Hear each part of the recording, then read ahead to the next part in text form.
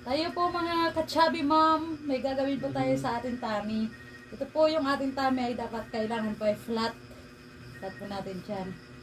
Basta, mag-start na po tayo mga ka-chubby mom. Let's go!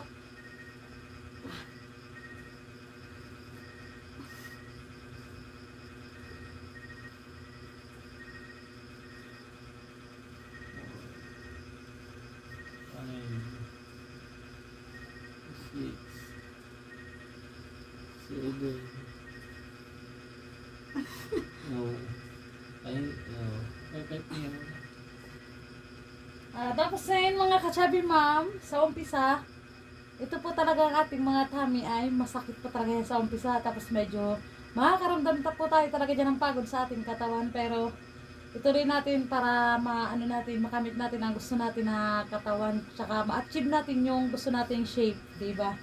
Let's go again!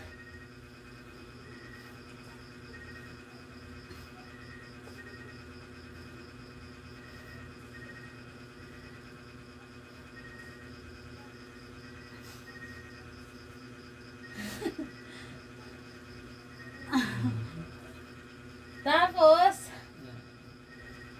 Sa ulo talaga. kapag medyo syempre, hindi po natin kailangan na tuloy-tuloyin yun. Sa mga baguhan po hindi po natin kailangan na yung talagang pwersahin natin yung ating katawan. Kailangan yung dahan-dahan lang po para hanggat sa habang tumatagal, masasanay po tayo.